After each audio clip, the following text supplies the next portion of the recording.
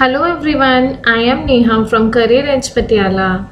Today we will discuss some important questions which is very useful for upcoming Punjab Police recruitment. So let us begin with the very first question. The capacity to perform multiple tasks. अगर multiple task perform करने, multiple मतलब बहुत सारे tasks simultaneously perform करने हैं, ठीक है, computer ने, तो उस चीज़ को हम क्या बोलते हैं? उस चीज़ को हम बोलेंगे मल्टीटास्किंग, ठीक है। वैसे तो इस चीज़ को हम बोलते हैं जो मल्टीपल टास्क कर सकता है, दैट इज़ कॉल्ड मल्टीटास्किंग। अब कंप्यूटर को मल्टीटास्किंग होने के लिए क्या क्या चाहिए? तो कंप्यूटर की कैरेक्टरिस्टिक्स होती हैं कुछ, ठीक है, कंप्यूटर की कुछ कैरेक्टरिस्टिक्स होती हैं जिनके लिए ये मल्टीटास्किंग होता है, ठीक है। तो फर्स्ट कैरेक्टरिस्टिक क्या है इसकी? डिलीजेंस। और डिलीजेंस का मतलब क्या होता है? जब कोई भी कंप्यूटर की कैरेक्टरिस्टिक क्या है? केयरफुली और परसिस्टेंट मतलब लगातार और केयरफुली कंप्यूटर जब वर्क करता है, दैट इज कॉल्ड डिलीजेंस, ठीक है। ह्यूमंस नहीं कर सकते केयरफुली और परसिस्टेंटली वर्क। नेक्स्ट है वर्सेटिलिटी का मतलब क्या होता है कि मतलब डिफरेंट फंक्शंस परफॉर्म करना, ठीक है। Ability to perform different functions मतलब बहुत सारे फंक्शंस कंप्यूटर परफॉर्म कर सकता है at a time, that is called versatility, ठीक है। रिलायबिलिटी क्या होता है? रिलायबिलिटी होता है कि क्वालिटी वर्क प्रोवाइड करना, ठीक है। तो क्वालिटी वर्क भी कंप्यूटर प्रोवाइड करता है। तो कंप्यूटर की ये सारी क्या है? कैरेक्टरिस्टिक्स। तो इसका करेक्ट आंसर क्या होगा? मल्टीटास्किंग होने के लिए कंप्यूटर को ये सारी चीज़ें चाहिए। सो इसका करेक्ट आंसर होगा all of the above. So move on to second question. Second question is first generation computers used dash for circuitry and dash for memory. अब देखो कंप्यूटर की डेवलपमेंट को, ठीक है, जब इलेक्ट्रॉनिक एरा आया तो कंप्यूटर की डेवलपमेंट को जनरेशन्स में डिवाइड किया गया है। टोटल कितनी जनरेशन्स हैं? 5 जनरेशन्स ऑफ कंप्यूटर, ठीक है। तो ये question exam point of view से बहुत इंपॉर्टेंट है। वो इलेक्ट्रॉनिक सर्किटरी पूछते हैं, हर जनरेशन की इलेक्ट्रॉनिक सर्किटरी क्या है? तो फर्स्ट जनरेशन की इलेक्ट्रॉनिक सर्किटरी है वैक्यूम ट्यूब्स, ठीक है। वैक्यूम ट्यूब्स के बीच में से करंट फ्लो होता था, तभी ये कंप्यूटर्स वर्क करते थे। तो इसका करेक्ट आंसर क्या होगा? सर्किटरी के लिए ये वैक्यूम ट्यूब्स यूज़ करता है और साथ में मेमोरी के लिए मैग्नेटिक ड्रम यूज़ करता है, ठीक है। बाकी जनरेशन्स की भी मैं आपको बता देती हूँ। देखो सेकंड जनरेशन कंप्यूटर्स जो होते हैं वो ट्रांजिस्टर्स यूज़ करते हैं, ठीक है। ट्रांजिस्टर्स जो होते हैं वो इस तरह के डिवाइस होते हैं, इनके नीचे ऐसे वायर्स लगी होती हैं ब्लैक कलर की, ठीक है। तो ये जो ट्रांजिस्टर्स होते हैं, इसको ट्रांजिस्टर को इन्वेंट किया था जैक किलबाई ने। This you have to remember, which is very important for exams. और ट्रांजिस्टर जो होते हैं ये सेमीकंडक्टर डिवाइसेस होते हैं, ठीक है, जो पार्शियली अपने आप से करंट को फ्लो करते हैं, वो सेमीकंडक्टर्स होते हैं। और ये बने किसके होते हैं? किस मटेरियल के बने होते हैं ट्रांजिस्टर? सिलिकॉन मटेरियल के। दिस इज़ वेरी इंपॉर्टेंट, ठीक है। तो सेकेंड जनरेशन के कंप्यूटर ट्रांजिस्टर्स यूज़ करते थे। थर्ड जनरेशन के कंप्यूटर्स जो हैं वो अपने सर्किटरी के लिए इंटीग्रेटेड सर्किट, आईसीज जिनको बोलते हैं, इंटीग्रेटेड सर्किट्स यूज़ करते थे। आईसीज अब बनते ट्रांजिस्टर से ही हैं। जब हम मल्टीपल ट्रांजिस्टर्स जोड़ देते हैं तो ट्रांजिस्टर से ही क्या बनते हैं? आईसीज। तो फोर्थ जनरेशन कंप्यूटर्स जो है वो यूज़ करते थे माइक्रो प्रोसेसर चिप, ठीक है। माइक्रो प्रोसेसर जो सीपीयू को बोलते हैं। अब माइक्रो प्रोसेसर कैसे बनते हैं? ये भी जब ये large scale integration, LSI large scale integration technique use करके बनते हैं, ठीक है। और जो फिफ्थ जनरेशन कंप्यूटर्स थे वो यूज़ करते हैं ULSI, जिसको अल्ट्रा लार्ज स्केल या फिर वेरी लार्ज स्केल इंटीग्रेशन भी बोला जाता है। तो ये बहुत इंपॉर्टेंट है from exam point of view, this you have to remember. So move on to next question, that is question number 3. Flops stand for, ठीक है। फ्लॉप्स की फुल फॉर्म क्या है? फ्लोटिंग पॉइंट ऑपरेशंस पर सेकेंड, इसकी full form ये है। ये करता क्या है? फ्लोटिंग पॉइंट कैलकुलेशंस, ठीक है। फ्लोटिंग पॉइंट कैलकुलेशंस जो डेसिमल कैलकुलेशंस हैं, साइंटिफिक कैलकुलेशंस हैं, वो सब ये करने के लिए परफॉर्म यूज़ होता है, ठीक है। So move on to next question, that is question number fourth, EDSAC stands for, देखो एडसेक, देखो हमारे डेवलपमेंट जैसे जब कंप्यूटर आए उसको दो एराज में बांटा गया, मैकेनिकल, ठीक है, और इलेक्ट्रॉनिक एरा में। देखो मैकेनिकल एरा में क्या होता है, जो सारे मैकेनिकल डिवाइसेस आए, जैसे अबेकस आया, एनालिटिकल इंजन, नेपियर बोन, ये सब डिवाइसेस आए। लेकिन इलेक्ट्रॉनिक एरा में जो है इलेक्ट्रॉनिक सर्किटरी यूज़ करके जो कंप्यूटर्स आए, जहाँ से हम बोलते हैं कि first generation of computer start हुई, तो उनमें देखो आपने याद रखना है एनायक, ठीक है, एनायक आया है, फिर आया है एडसेक, फिर आया एडवैक, ठीक है, एडवैक आया, देन आया यूनिवैक। ये बहुत इंपॉर्टेंट है। एनायक और यूनिवैक जो है ये एक ही बंदे ने इन्वेंट किए थे, जिनका नाम था JP Eckert and JW Mauchly, ठीक है, JW Mauchly. This you have to remember which is very important from exam point of view. EDSAC और एडवैक ये दोनों एक ही बंदे ने इन्वेंट किए थे, जिसका नाम था John von Neumann. John von Neumann, जो कौन था जॉन वॉन न्यूमैन, ये आपने याद रखना, फादर ऑफ कंप्यूटर आर्किटेक्चर, ठीक है, कंप्यूटर आर्किटेक्चर का फादर था जॉन वॉन न्यूमैन। अब जो एडसेक की फुल फॉर्म पूछ रहे हैं, इन सबकी ही full form exam point of view से बहुत इंपॉर्टेंट है, तो मैं वो भी बता देती हूँ।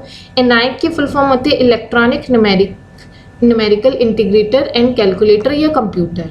एडसेक की है ये देखो इसका फर्स्ट ऑप्शन ये है, electronic delay storage automatic computer. एडवैक की है electronic discrete variable automatic computer.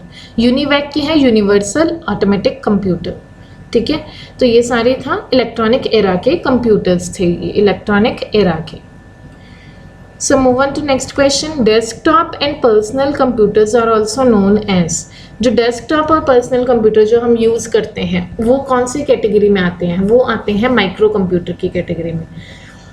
देखो कंप्यूटर्स को हम डिवाइड करते हैं, ठीक है, बेस्ड ऑन सिग्नल्स। जब हम सिग्नल्स के बेस पे डिवाइड करते हैं तो कंप्यूटर तीन तरह के होते हैं, एक होते हैं एनालॉग, एक होते हैं डिजिटल, ठीक है, और एक होते हैं हाइब्रिड। एनालॉग में डाटा कंटिन्यूस फॉर्म में जाता है, डिजिटल में डिस्क्रीट फॉर्म 0-1 की फॉर्म में, और हाइब्रिड जो होते हैं इन दोनों का कॉम्बिनेशन होते हैं एनालॉग और डिजिटल का, ठीक है। फिर आगे कंप्यूटर्स की क्लासिफिकेशन जो है, आगे हम इनको based on size and type, ठीक है, based on size and type, size and type के बेस पे ये कंप्यूटर्स कितनी तरह के होते हैं, सुपर कंप्यूटर, ठीक है, फिर आ जाते हैं मेन फ्रेम, फिर आ जाते हैं मिनी, देन आ जाते हैं माइक्रो। देखो ये मैंने साइज वाइज ही लिखे हैं। सुपर कंप्यूटर सबसे बड़े होते हैं, ये सबसे ऊपर होते हैं, ठीक है। जो सुपर, यहाँ पे देखो ऑप्शन फर्स्ट में सुपर कंप्यूटर लिखा भी है। सुपर कंप्यूटर जो होते हैं बिलियंस ऑफ इंस्ट्रक्शंस कुछ ही मिली सेकेंड्स में ये प्रोसेस कर देते हैं, ठीक है। ये बहुत हाई लेवल कैलकुलेशंस के लिए यूज़ होते हैं। तो अगर आपसे पूछा जाता है first super computer of world, तो this you have to know first super computer कौन सा है वर्ल्ड का, दैट इज कॉल्ड क्रे 1। अगर आपसे पूछा जाता है फर्स्ट सुपर कंप्यूटर जो है ये था वर्ल्ड का, अब आपसे पूछा जाता है इंडिया का सुपर कंप्यूटर है फर्स्ट परम, ठीक है। सो मेन फ्रेम कंप्यूटर्स कौन से होते हैं, ये भी सुपर से थोड़े नीचे होते हैं, बट ये सेंट्रल सर्वर कंप्यूटर के तौर पे काम करते हैं। सर्वर कंप्यूटर्स कौन से होते हैं, जैसे जो जिसके साथ और बहुत सारे ऐसे क्लाइंट्स जुड़े होते हैं, ठीक है। सर्वर कंप्यूटर्स जो होते हैं वो काफ़ी हाई लेवल के होने चाहिए, तो मेन फ्रेम उनके लिए यूज़ होते हैं। जो मिनी कंप्यूटर्स हैं ये स्मॉल सेंट्रल सर्वर कंप्यूटर के तौर पर यूज़ होते हैं। माइक्रो कंप्यूटर्स वो सारे आ जाते हैं जो हम यूज़ करते हैं, जैसे कि डेस्कटॉप, लैपटॉप वगैरह, हैंड हेल्ड डिवाइसेस, टैबलेट्स वगैरह सब इसमें आ जाते, ठीक है। तो क्वांटम कंप्यूटर क्या होता है, ठीक है, जो ये है क्वांट की थ्योरी, ठीक है, क्वांटम फिजिक्स के प्रिंसिपल पे काम करते हैं, that are called quantum computers. So move on to next question, that is question number 6। Stored program concept किसने डेवलप किया था। देखो स्टोर्ड प्रोग्राम कंसेप्ट अब क्या था, जो मैंने आपको बताए थे ना, जो दो कंप्यूटर थे एडसेक और एडवैक, ठीक है, इनमें स्टोर्ड प्रोग्राम कंसेप्ट यूज़ हुआ था, ठीक है। स्टोर्ड प्रोग्राम कंसेप्ट की मेमोरी की स्टोरेज होनी चाहिए काफ़ी, तभी हम कुछ डेटा स्टोर कर सकेंगे। और ये कंसेप्ट इन दोनों के ही जिसने इन्वेंट किया था उसी ने इन्वेंट किया था, that is called von Neumann, John von Neumann, जिसका पूरा नाम है John von Neumann. So move on to next question, that is question number 7। What displays the content of active cell? मतलब एक्टिव सेल, देखो ये question MS Excel से पूछा गया। माइक्रोसॉफ्ट ऑफिस के अंदर MS एक्सेल होता है। MS एक्सेल में ऐसे होती हैं जो टॉप टू बॉटम, उनको बोलते हैं कॉलम्स। जो ऐसे लेफ्ट टू राइट होते हैं, दीज आर कॉल्ड रोज। जब ये रोज एंड कॉलम्स इंटरसेक्ट करते हैं, कटते हैं, तो इनको हम बोलते हैं एक सेल। ठीक है, तो ये जो सेल अगर हैवी बॉर्डर से, ऐसे ब्लैक ब्लैक बॉर्डर से हाईलाइटेड होता है, इसको हम बोलते हैं एक्टिव सेल। ठीक है, जिस पे हम काम कर रहे होते हैं। और इस सेल के कंटेंट्स जो है वो कहाँ शो हो रहे होते हैं? ऊपर एक फॉर्मूला बार होता है, यहाँ पे नेम बॉक्स होता है। ठीक है, नेम बॉक्स होता है और यहाँ पे फॉर्मूला बार होता है। तो फॉर्मूला बार में जो हम यहाँ लिख रहे हैं वो यहाँ पे लिखा आता है। ठीक है, तो इसका करेक्ट आंसर क्या है? एक्टिव सेल के कंटेंट्स कहाँ पे शो होते हैं? Formula bar. This you have to remember. So move on to next question. MS Excel 2016 have dash rows in a one sheet. देखो मैंने बताया रोज लेफ्ट टू राइट होती हैं और जो कॉलम्स है वो टॉप टू डाउन होते हैं। ठीक है, रोज ऐसे स्टार्ट होती हैं 1 2 3 एंड सो ऑन, नंबरिंग होती है इनकी। ठीक है, और कॉलम्स की A B C D ऐसे नंबरिंग होती है कॉलम्स की। ठीक है, तो ये पूछ रहे हैं कि कितनी रोज होती हैं 2016 वर्जन में MS एक्सेल के, कितनी रोज होती हैं? तो इसका करेक्ट आंसर है A, 10,48,576। अच्छा, ये तो रोज पूछा है, आपसे कॉलम्स भी पूछ सकते हैं। तो कॉलम्स कितने हैं? This you have to remember, 16,384 columns हैं। देखो ये तो लेटेस्ट वर्जन की बात है, 2016 2007 में भी यही होते हैं।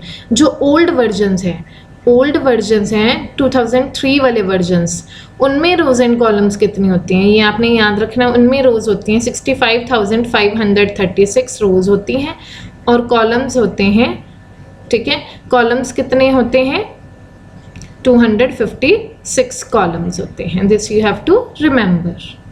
So move on to next question. The cell reference for a cell range of G2 to M2 is। अब देखो ये अगेन MS Excel से क्वेश्चन है। ठीक है, यहाँ पे देखो G2 मतलब A B C D E F G H I J K L M। ठीक है, तो यहाँ पे रो नंबर 1 2, ठीक है, ऐसे हम डिवाइड करेंगे एक्सेल की शीट को। ठीक है, एक्सेल शीट में रो कॉलम्स होते हैं। ठीक है, तो ये कह रहे हैं कि G2 से लेके G2 मतलब यहाँ से G पे आए, यहाँ से 2 पे आए। G2 मतलब यहाँ से स्टार्ट होके M12 तक। ठीक है, ये M है, M इसमें मतलब आप लगा लो नीचे तक कहीं, यहाँ 12 तक है। ये सारा मतलब ये सारी चीज़ जो है सिलेक्ट हुई है। ठीक है, इसकी रेंज को हम कैसे डिफाइन करेंगे? G2 से M2 तक अगर हमने सिलेक्शन करनी है तो ये याद रखना है कि रेंज को हमेशा लिखने के लिए G2 कॉलन M12 लिखेंगे। ठीक है, तो इसका करेक्ट आंसर क्या है? 3। कॉलन यूज होता है, दिस इज कॉल्ड कॉलन। ठीक है, सेमी कॉलन, ये सेमी कॉलन नहीं यूज होता, डॉट यूज नहीं होता, ये कॉलन यूज होता है, @ ये भी नहीं यूज होता। सेल रेफरेंस हमेशा हम रेंज ऐसे ही देंगे, इसको बोलते हैं range of cells. So move on to next question.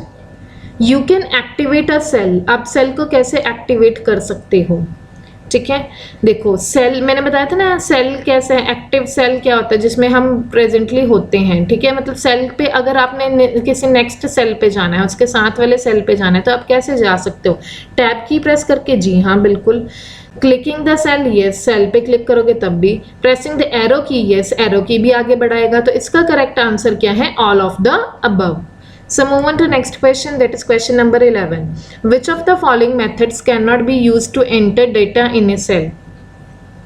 अगर कोई सेल है, जैसे इसमें हमने डेटा एंटर करना है, एरो की प्रेस करके हम, ठीक है, उस सेल पे पहुंच जाएंगे और डेटा एंटर कर सकते हैं। टैब की हमने पीछे पड़े, टैब की से भी पहुंच जाएंगे। ठीक है, एस्केप की से नहीं पहुंचेंगे। तो इन्होंने कैन नॉट बी यूज्ड बोला, तो इसका आंसर ये होगा। एस्केप की से क्या होगा? हाँ, वो तो हम एक्सेल की शीट से बाहर ही निकल जाएंगे। अच्छा, मैंने ऊपर बताया था एक्टिव सेल के कंटेंट्स ऊपर फॉर्मूला बार में शो होते हैं। पीछे क्वेश्चन में बताया था फॉर्मूला बार में शो होते हैं। तो फॉर्मूला बार पे अगर आप क्लिक करोगे ठीक है, तो यहाँ पे भी आप डेटा एंटर कर सकते हो। So move on to next question, question number 12। The cell address in the Microsoft Office Excel document is, ठीक है। अब सेल एड्रेस कैसे लिखते हैं, देखो मैंने पीछे एक रेंज बताई थी आपको G2 M12 है ना, ऐसे बताए थे ना ये रेंज। तो सेल का एड्रेस था G2 की, हम G2 सेल में, मैंने आपको बताया भी था, ठीक है। अच्छा सपोज यहाँ पे एक और बार ड्रॉ कर लेते हैं, ये A है, ये B है, यहाँ पे रो नंबर 1 है, यहाँ पे 2 है। अगर मैंने बोलना है कि मैं यहाँ पे हूँ B2 में, तो B2, ठीक है। तो वो कह रहे हैं कि सेल एड्रेस में पहले क्या लिखा जाता है, तो पहले क्या लिखा जा रहा है बी क्या है, कॉलम नेम, ठीक है, बी कॉलम है और 2 क्या है, रो। तो इसका करेक्ट आंसर क्या होगा, सेल एड्रेस कैसे लिखते हैं, पहले फर्स्ट कॉलम देन रो नेम, रो देन कॉलम बिल्कुल मत कर देना, ये अकेला रो कॉलम तो हो ही नहीं सकता। So move on to next question, that is question number 13। Shortcut to insert new slide in current presentation is. अब देखिए एमएस ऑफिस में एमएस वर्ड होता है, एमएस वर्ड जिसमें हम टाइपिंग करते हैं, ठीक है। क्यों, कोई न्यू डॉक्यूमेंट आपने टाइप करना है, न्यू डॉक्यूमेंट ओपन करना है, तो न्यू डॉक्यूमेंट ओपन करने के लिए आपकी शॉर्टकट की एमएस वर्ड में होती है Ctrl+N, ठीक है। और एमएस क्या कहते हैं, एक्सेल, एमएस एक्सेल में भी न्यू डॉक्यूमेंट ओपन करने के लिए सेम क्या होगी, Ctrl+N। लेकिन पावर पॉइंट में है फर्क, पावर पॉइंट में, एमएस पावर पॉइंट में क्या है, Ctrl+M। This you have to remember, new document open करने के लिए। तो इसका आंसर क्या होगा, Ctrl+M। और यहीं से क्वेश्चंस ट्रिकी होकर आपको एग्जाम में पूछे जाते हैं। So move on to next question, that is question number 14। Which of the following is not a valid data type in Excel. अब एक्सेल, एमएस एक्सेल की बात हो रही है यहाँ पे अगेन, ठीक है। कौन सी वैलिड डेटा टाइप नहीं, नंबर्स हम एंटर कर सकते हैं, यस कर सकते हैं, ठीक है। डेट एंड टाइम भी एंटर कर सकते हैं, उनके लिए तो स्पेशल फंक्शंस भी होते हैं, ठीक है। लेबल भी एंटर कर सकते हैं, लेबल किसे बोलते हैं, लिखे हुए टेक्स्ट को, ठीक है। लेकिन हम कैरेक्टर नहीं एंटर कर सकते, तो इसका आंसर क्या होगा, कैरेक्टर। तो कैरेक्टर इसका करेक्ट ऑप्शन होगा। तो बाकी सारी क्या है, डेटा टाइप्स हैं। So move on to next question. What is the smallest and largest font size available in font size on formatting toolbar? अब ध्यान दीजिए, फॉर्मेटिंग टूल बार में MS Word, MS Excel, MS PowerPoint, वहाँ पे हमें options होते हैं कि हम जैसे फॉन्ट है, यहाँ पे मैंने F लिखा है, इसका साइज मैं इंक्रीज करके इतना बड़ा भी कर सकती हूँ, वहाँ पे ऑप्शंस अवेलेबल होती हैं, ठीक है। ड्रॉप डाउन, ऐसे ड्रॉप डाउन लिस्ट बनी होती है, उसमें से मैं सिलेक्ट कर सकती हूँ। तो मेरे पास बहुत सारी ऑप्शंस ऐसे लिखी आ जाती हैं, ठीक है। मैं मैन्युअली हाथ से लिख के भी सेट कर सकती हूँ, लेकिन जो बाय डिफॉल्ट ऑप्शंस होती हैं वो मिनिमम होता है 8 और मैक्सिमम होता है 72। MS वर्ड में भी यही होता है, MS एक्सेल में भी यही होता है। और डिफरेंस कहाँ आ जाता है, MS पावर पॉइंट में, PPT में 8 से लेके 96 तक हो जाता है। This you have to remember, यहाँ से घुमा के क्वेश्चंस पूछे जाते हैं। So move on to next question, that is question number 16। This is our last question. Formulas in Excel start with. हम MS एक्सेल में फॉर्मूलाज होते हैं, जैसे मैंने कोई दो सेल के कंटेंट्स को ऐड कराना है, जैसे कि B2, ठीक है, B2 + C2 करना है, तो ये एक फॉर्मूला है। और फॉर्मूला हमेशा किससे स्टार्ट होगा, इज इक्वल टू। तो इसका करेक्ट आंसर क्या है, इज इक्वल टू। सो thank you so much everyone, stay connected with us for more such kind of videos and please join our course.